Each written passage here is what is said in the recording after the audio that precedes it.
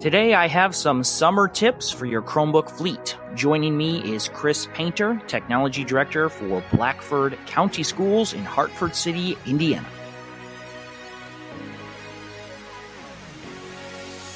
You are listening to the Chromebook Classroom Podcast. I'm your host and head Chromie, John Sowash. We'll get into the teaching ideas in just a moment, but first, a quick shout out to my sponsor. Thank you to VIZOR for their continued support of the Chromebook Classroom Podcast. VIZOR is a Chromebook management solution designed specifically for schools and districts. With VIZOR, you can manage thousands of Chromebooks and other IT assets very simply and easily. You can schedule a no-obligation demo of VIZOR by visiting vizor.cloud/CBC. What's up, Chromies? Welcome back to the Chromebook Classroom Podcast. Today, we're going to be talking about collecting Chromebooks at the end of the year and what to do with them. Best practices for collecting, inventorying, repairing, disinfecting those devices so that when you return in the fall, they are ready to go. I want to introduce my very special guest today, Chris Painter. Chris, welcome in. Thanks for having me on, John. Why don't you just quickly tell us a little bit about your district, your Chromebook deployment, and your role in managing it? Yeah. Like I said, my name is Chris Painter. We're Blackford County Schools in Hartford City, Indiana, so we're about halfway between Fort Wayne and Indianapolis. We're a smaller rural school corporation. We have 3 buildings. About 1,500 students, 100 teachers, another 100, staff. And so we've been one-to-one since the pandemic. That's when they initially went one-to-one, and that's when I joined Blackford County Schools. Prior to that, what a time to join K-12 education. Yeah, it's a funny story. I was actually transitioning that role within my old district, and the job was turning out to not be what I wanted it to be, and happened to go to one of my baseball players' graduation parties, and my now superintendent, he was my former principal, he was superintendent there, and he said, "Hey, I'm adding some tech coaches. You know anybody?" And my wife knew I wasn't really happy in my current role. We got in the car leaving that party, and she said, "You're calling him on Monday." And so here we are. Good for you. Good for you. So you went from teacher to tech coach, and then eventually made your way into the IT admin office. Yep. Very good. Very good. And tell me a little bit about the Chromebook deployment. Assuming you're still one-to-one. We are. We send them home K-12. Next year, we're probably going to reel them back in K-6. We're building in some makeup days that we're going to use before we go to e-learning. So we're going to do more of an e-learning as a last resort model. Mm-hmm. Yeah, I've done some work in Indiana. You guys have always been on kind of the cutting edge of, those e-learning days. I remember, I think even before COVID, you had some that built into the expectations for schools, much to the disappointment of teachers and students who love snow days. I mean, it's one of the great things about living in the Midwest. Unexpected days off. Absolutely.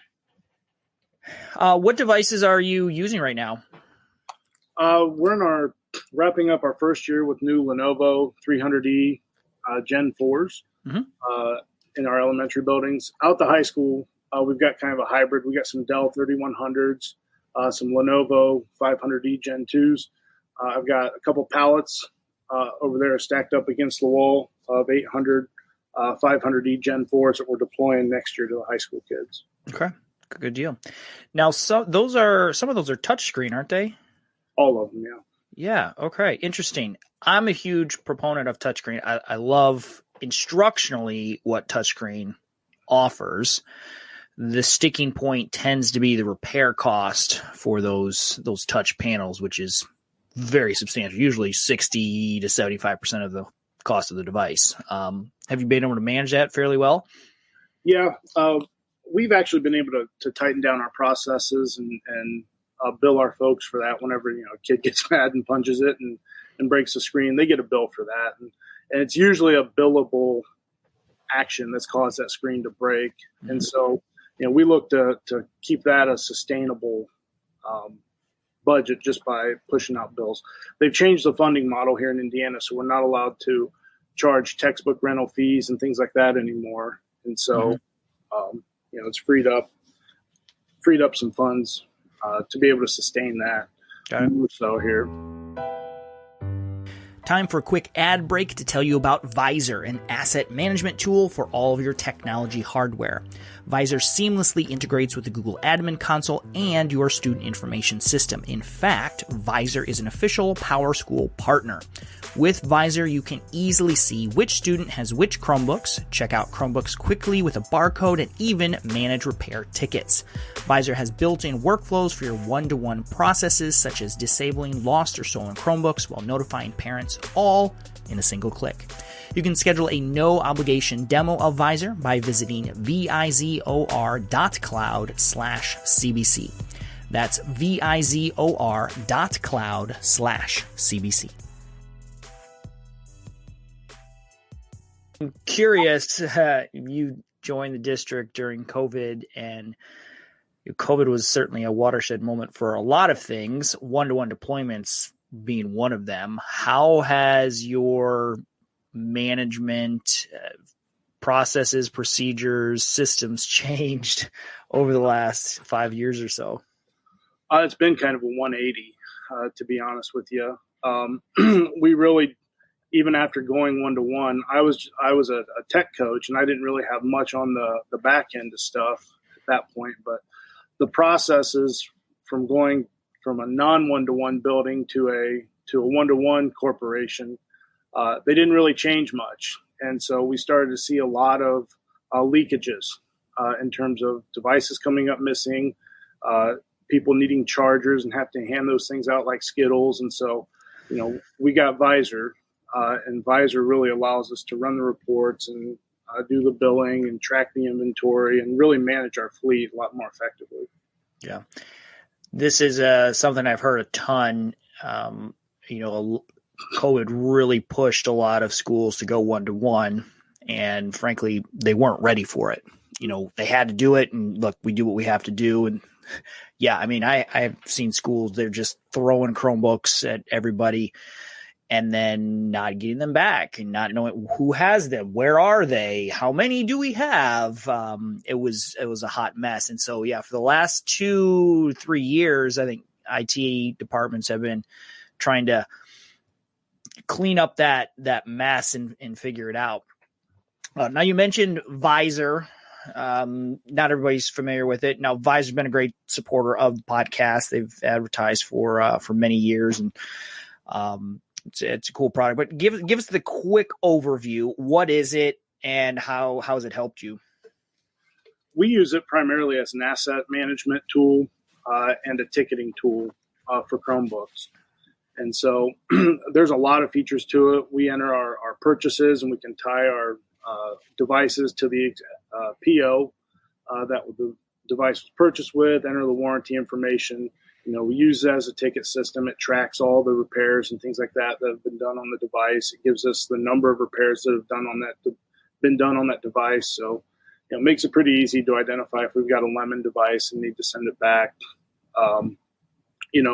It really is what you want it to be. It's really customizable.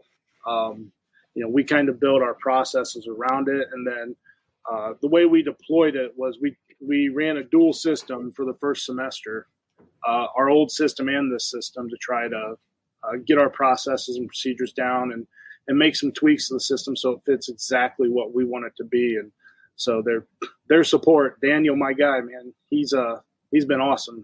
I haven't thrown at him anything yet, and he hasn't come back and said, man, we can't do that. And so it's been really cool. Excellent.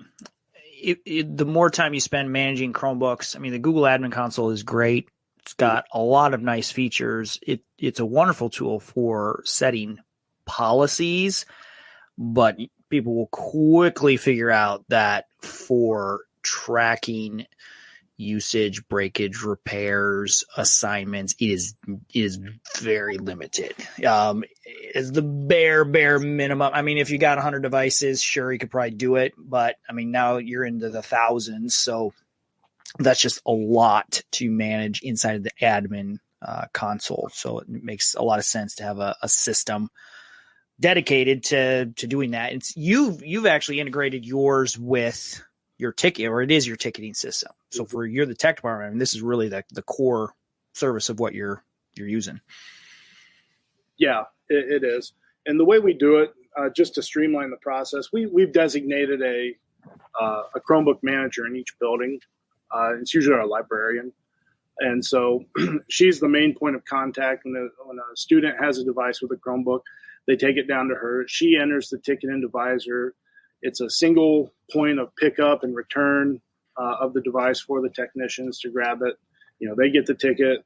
They go grab it from the Chromebook manager. We have a little invoice sheet that we fill out explaining exactly what they do. And then, I go around and pick up those sheets. And if it's a billable repair, we issue a bill. We enter the bill into VIZOR, and it just makes it really easy to track that stuff. That's great. I'm curious about this Chromebook manager role. This sounds like a brilliant idea. So you said you have 3 buildings in the district. And so each building has a person.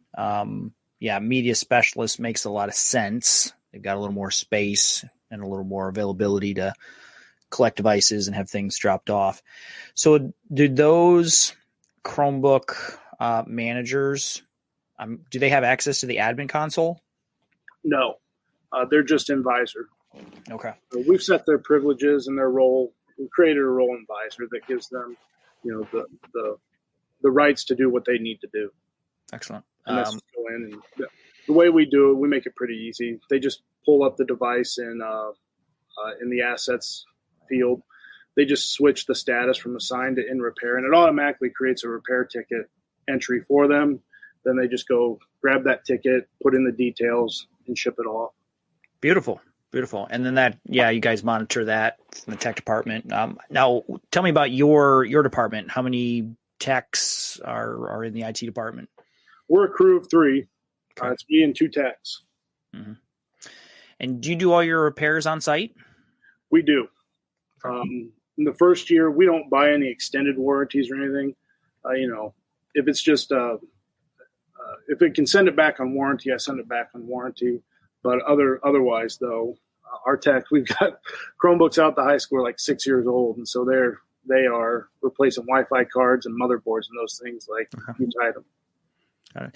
Now I'm curious about your breakage rate and common repairs. Talk to me about that. Like what are you seeing? What are your targets for that? Our target is 10%. We're down to about 15%. Around Christmas time, we were at about 11%, and I got excited. But then the only reason we were is because we were out of parts, and so everything was just waiting. So we're hovering right around 14%. Our target's 10. It's down from about 20. I suspect us to hit our target next year when we don't send them home with our elementary kids. That's impressive. I'm seeing, I know from my own experience, 12 to 14% is pretty common. I don't think you're doing anything wrong if you're in that range. If you can beat that, then you're amazing. K-12 breakage rate is, like I said, probably 2 to 4% higher than corporate. Like the corporate breakage rate, I think is like 8 to 10%, but that's just not realistic at a middle school level. Is not happening. And yeah, I'm seeing the same things you are in terms of take-home programs. That's where all the breakage happens, is in the transport. And so I am hearing a lot of schools that are interested in pulling that back, leaving those devices in school because, it cuts down on breakage. Do you have similar data that supports that? Yeah. A lot of it is just the dang thing swinging around in the backpack and the backpack bouncing off the stuff. Yep. And so we're going to leave it up to the teacher, each individual teacher at the elementary level. If they need to send them home to do a project, they can send them home, just bring them back. I mean, we're going to be flexible on it, especially after sending them home K-12 for all these years. They kind of know the drill and all that stuff. So, but yeah, we're seeing, it's good to hear that we're we're not an anomaly as far as we're breaking more than everybody else. No, I would say 10 or at 12 to 14 is pretty typical. If anybody wants to share their breakage rate, leave us a comment on this this episode and let us know. If you're in the 8% range, please share your secrets with us. But I know that's what I shoot for when I'm working with schools and doing a one-to-one program. Now, you told me, Chris, that you guys are ending your school year. We're recording this middle of May. A lot of people are. So I really wanted to focus for a bit on end of year collection practices. It's big time for tech departments. We got to pull all this tech back, figure out who's got it and what it looks like, and prepare for next year. Can you walk us through what does that look like in your district as the school year winds down? We've done it different the last few years. I think we finally settled on a procedure that works for us and that we really like.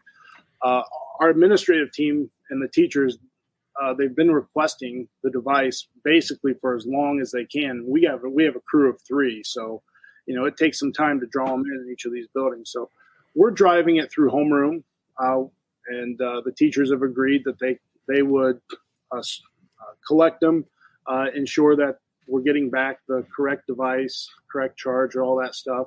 And so it's pretty simple. We have homerooms in every single one of our classes. Every kid is in a homeroom. And so we're driving it through homeroom. They get an inventory sheet that's just got the serial numbers and the student's name on it. And they just check a box. They turned in their laptop. They turned in their charger. Is it damaged? Yes or no? And the kid initials it. And then I go around on the last day. I start with the seniors because of graduation fees and all that stuff. I just collect those inventory sheets and make a list of, who owes us for breaking their Chromebook and get that turned in. And then we just go around the week of Memorial Day and collect those Chromebooks out of the classrooms afterwards. Mm-hmm. Got it. Yeah, it sounds like a good process. It is always amazing to me how many kids have been using a cracked screen or typing on a Chromebook that's missing 8 keys. It's like, I don't want to turn it in. I'll get charged. It's like, I get charged eventually. You never know how that happens either. How those keys are missing. Yeah. So you get those reports and collect those devices, and then in terms of what do you guys do after that? Are you physically like disinfecting them, power washing them, checking asset tags and things like that? Yeah, we have the kids remove all the accounts from the thing before they turn it in, and they're usually pretty good about doing that. Mm-hmm. We pass out some Lysol wipes, and if the teachers want to take some time to wipe them down, they can. But we hire a couple of kids, high school kids, to help us out in the summertime to come in and clean the things. We don't do a power wash. We don't do the deep freeze or anything like that. We don't really need to. We don't hang on to the devices long enough, I think, for that to be an issue. They're not cart-based, so there's not 7 different people logging into the same device. We assign to the same user, so it's pretty minimal. Chromebooks are really, really easy.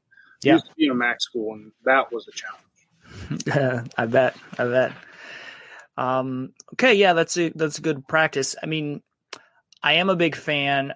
The admin console does now allow you to do the remote power wash, but they actually offer 2 versions. There's like the full normal power wash, but then there's Power Wash Lite, which is basically just removing the accounts from the device. So by manually removing those, you're essentially, accomplishing the same thing. Clears the cache and the cookies, and that way then they log back in the fall. It's a fresh install.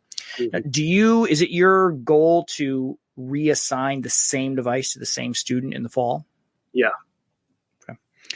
That's great. That way they have to deal with whatever mess they left is on them.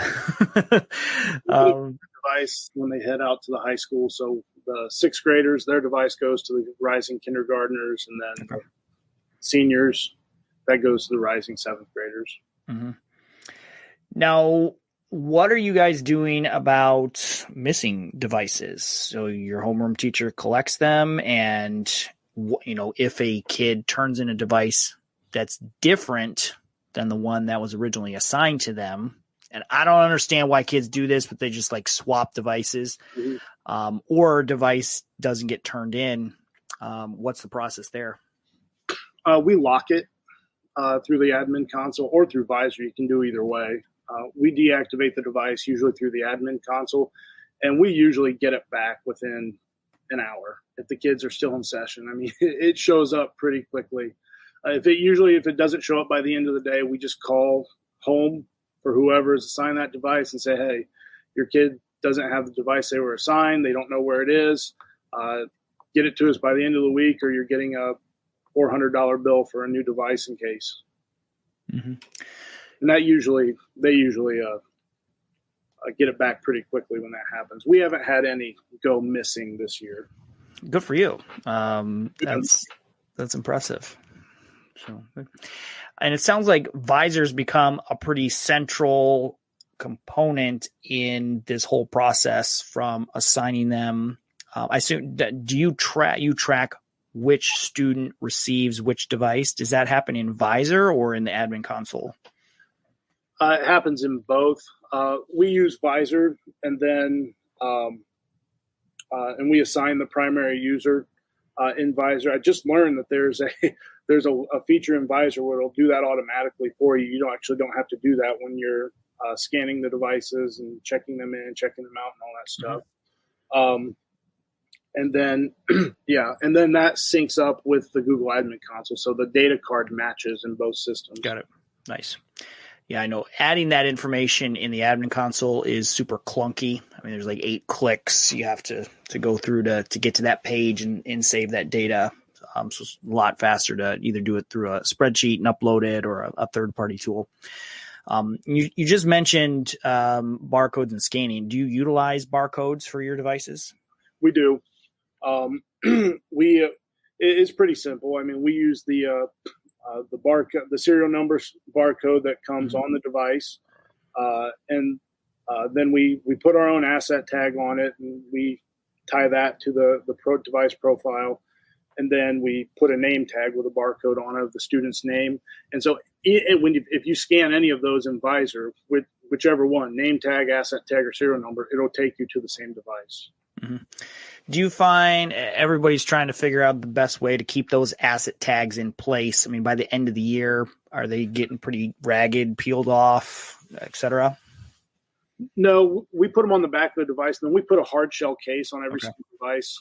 And we're pretty strict about making sure that there's always it's one thing that our eyes are always looking for, kind of eyes in the sky. If they've been messing with that case, we get on them pretty good for that. And so that case protects the asset tag. Mm-hmm. Yeah, I don't know. Kids love to pick those things off. So good for you. Good for you. Now I'm curious, what your favorite feature of VIZOR is in terms of the data you're able to collect and the insights you're able to glean. Is there something that jumps to mind? It's just the device profile. You scan the device and it pulls, I call it the baseball card of the device, and all the information is right there within 3 clicks in the single window that pops up. And so it's really, really easy to do that. The ticketing system, I really, really like the ticketing system. Those are probably my 2 favorite user features. And then just their support and the way that we've been able to customize it to fit exactly what we want it to do. That's by far my favorite part of it. And you're using VIZOR as your ticketing system. You don't have a third party or another one you're using? We have our own system that we use for maintenance. And then we also keep all of our other tech requests in. It's a system called Novo. It looks like it's straight out of 1996. It's a step above the old AS400. And so not because we don't want to use VIZOR for that. Our techs, just to keep them straight, they actually like having 2 separate systems for Chromebooks and then everything else. Got it. Okay. Got it. So Wi-Fi issues or all your Windows or Mac devices are in the separate system. Yeah, we track their inventory in VIZOR and all of that stuff, but students don't have any of those devices, and so the problems that we have with those are pretty minimal. And so we don't get many tickets on anything else other than Chromebooks. So the bulk of their time is spent in VIZOR. Got it. Good deal. Well, Chris, I appreciate you joining the podcast and sharing some of your insights and things. Any final tips for IT admins who are maybe struggling with a really high breakage rate or struggling with repairs? Any tips or suggestions on how they can improve those systems? Educate everybody and get everybody involved. I would say that's been one of the biggest factors for us this year. Is just we've done a better job of teaching our kids responsible use and things like that. In the elementary, we send them through digital learner boot camp.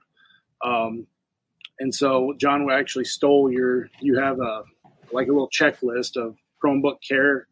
And so we call that their digital driver's license. And so it just stays on the inside of their Chromebook. And so if they're being irresponsible with the thing, just like your driver's license can be revoked, so can theirs. And so, but we make them go through 10 lessons, usually in the first 10 days before things get kicked off, where they're allowed to take them home. And so I think that's really helped this year, especially that we've been more intentional about training our kids up. It's a great insight. One that I've heard from a few other schools that have really successful programs. There's only so much that the technology itself can do. Like you can't, there's no system that can force responsibility. Eventually you have to build ownership in the students and the teachers. It sounds like you've figured out a good way to do that, and teachers have bought in because it requires some effort on their part as well. Yeah, they do. We have an intervention period that we build into every day in the elementary classes. And, for the first 10 days, we don't have much data on the kids. And so there's not a whole lot for them to do. So we just thought it fit really, really well as something to do during that period. So we even dedicated a specific time for it to happen. Nice. Cool. Well, Chris, if people are interested in learning more about your district and you're connected with you, anywhere that we can send them so they can connect with you?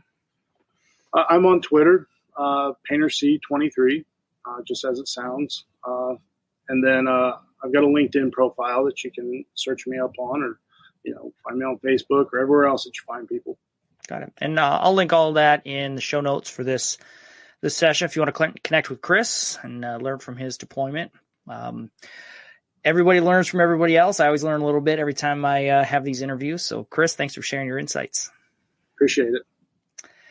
Thanks, everybody, for joining me for this episode of the Chromebook Classroom podcast. You can check out all of the links in the show notes, and I'll see you back here next time on the next episode.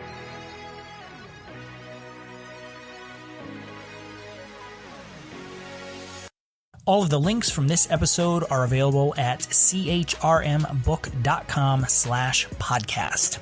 If you enjoyed this episode, you can subscribe on Apple Podcast, Spotify, YouTube, or your favorite podcast platform. If you're using Chromebooks in a creative way, I would love to connect with you and share your ideas. You can send me a message on Twitter, YouTube, Instagram, or LinkedIn. Thanks for being one of my Chromies. See you next time.